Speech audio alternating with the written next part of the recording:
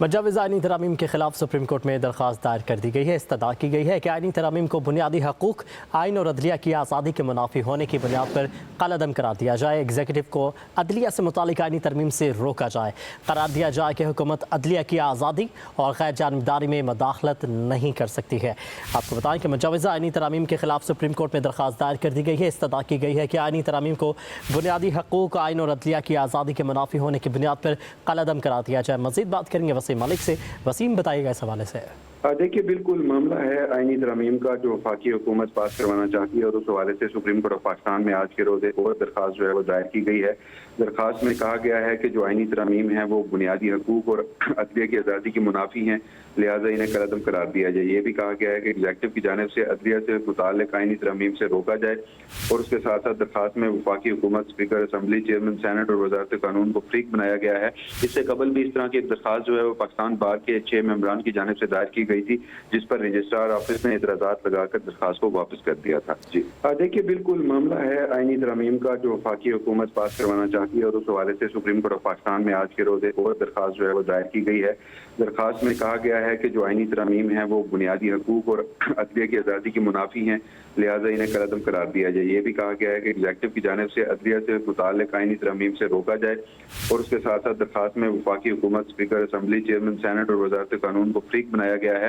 اس سے قبل بھی اس طرح کی ایک درخواست جو ہے وہ پاکستان بار کے 6 ممبران کی جانب سے دائر کی گئی تھی، جس پر رجسٹرار آفس نے اعتراضات لگا کر درخواست کو واپس کر دیا تھا۔ دیکھیے، بالکل معاملہ ہے آئینی ترامیم کا جو وفاقی حکومت پاس کروانا چاہتی ہے، اور اس حوالے سے سپریم کورٹ آف پاکستان میں آج کے روز ایک اور درخواست جو ہے وہ دائر کی گئی ہے۔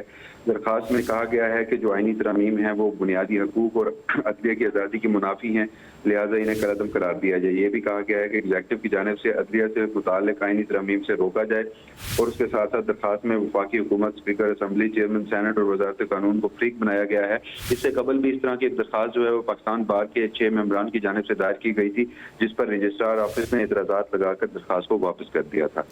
دیکھیے، بالکل معاملہ ہے آئینی ترامیم کا جو وفاقی حکومت پاس کروانا چاہتی ہے، اور اس حوالے سے سپریم کورٹ آف پاکستان میں آج کے روز ایک اور درخواست جو ہے وہ دائر کی گئی ہے۔ درخواست میں کہا گیا ہے کہ جو آئینی ترامیم ہیں وہ بنیادی حقوق اور عدلیہ کی آزادی کی منافی ہیں، لہٰذا انہیں کالعدم قرار دیا جائے۔ یہ بھی کہا گیا ہے کہ ایگزیکٹو کی جانب سے عدلیہ سے متعلق آئینی ترامیم سے روکا جائے، اور اس کے ساتھ ساتھ درخواست میں وفاقی حکومت، اسپیکر اسمبلی، چیئرمین سینٹ اور وزارت قانون کو فریق بنایا گیا ہے۔ اس سے قبل بھی اس طرح کی ایک درخواست جو ہے وہ پاکستان بار کے 6 ممبران کی جانب سے دائر کی گئی تھی، جس پر رجسٹرار آفس نے اعتراضات لگا کر درخواست کو واپس کر دیا تھا۔ ڈیجیٹل میڈیا کے اس تیز رفتار دور میں خبر وہی جو بر وقت اور جامع ہو، اب ہوں گی جدید دور سے ہم آہنگ۔ دنیا کی تمام اہم خبریں کبھی بھی کہیں بھی صرف ایک کلک کی دوری پر۔ خبریں ہوں گی صحت اور ٹیکنالوجی کی، آپ جان پائیں گے سیاست اور معیشت کی تازہ ترین صورتحال۔